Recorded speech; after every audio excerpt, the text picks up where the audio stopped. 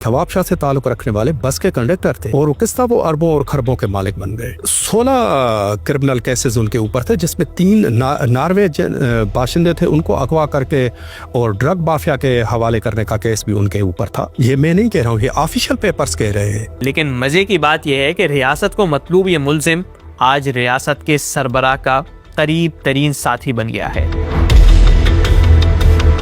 ये हैं अली हसन ब्रोही। इनके बारे में कोई बात करने से पहले आप इनकी हल्फ उठाने की वीडियो देखें। मैं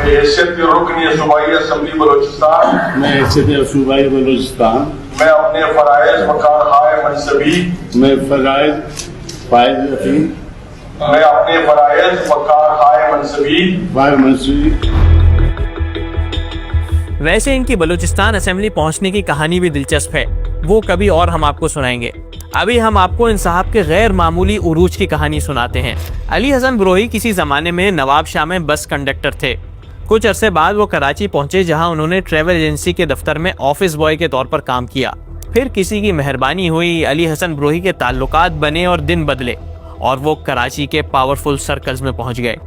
यहाँ पहुंचकर ब्रोही के साथ एक ड्रामाई किस्सा पेश आया। कराची की एलीट और क्रिमिनल्स के नेक्सस का एक ऐसा किस्सा जो आपको किसी बॉलीवुड मूवी का स्क्रिप्ट लगेगा। सितंबर 2012 में एक्सप्रेस ट्रिब्यून में खतरनाक स्टोरी शाये होती है। इसमें बताया जाता है कि अली हसन ब्रोही की एक इंतहाई पावरफुल खानदान से किसी मामले पर इख्तिलाफ हो गया है। अब ये सिंध का कौन सा पावरफुल खानदान था, इसका रिपोर्ट में कोई जिक्र नहीं है और पढ़ने वाला सिर्फ अंदाजा ही लगा सकता है।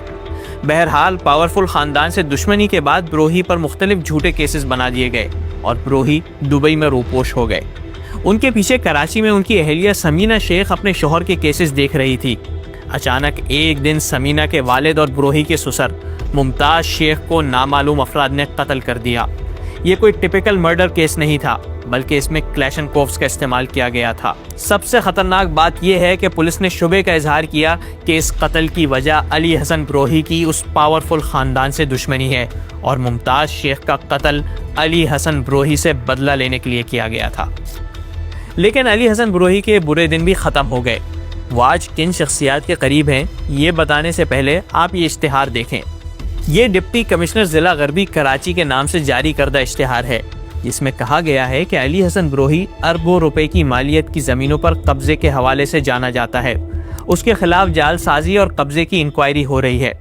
इश्तिहार में अपील की गई है कि अगर किसी को अली हसन ब्रोही के मुतालिक मालूमात मिले तो वो डिप्टी कमिश्नर ऑफिस से राब्ता करे। अली हसन ब्रोही किसके आदी हैं और वो पहले क्या करते थे? एक नवाब शाह से ताल्लुक रखने वाले बस के कंडक्टर थे और किस तरह वो अरबों और खरबों के मालिक बन गए। 16 क्रिमिनल केसेस उनके ऊपर थे, जिसमें 3 नॉर्वे बाशिंदे थे, उनको अगवा करके और ड्रग माफिया के हवाले करने का केस भी उनके ऊपर था। ये मैं नहीं कह रहा हूँ, ये ऑफिशियल पेपर्स कह रहे हैं, जो डॉक्यूमेंट्री एविडेंस हमारे पास थे। तो वो केसेस कैसे खत्म हो गए? वो कौन सी जादू की छड़ी है कि 16 के 16 दहशतगर्दी के केसेस, अगवा के केसेस, जमीनों पे कब्जों के केसेस, वो किस तरह खत्म? लेकिन मजे की बात यह है कि रियासत को मतलूब ये मुल्जिम आज रियासत के सरबराह का करीब तरीन साथी बन गया है।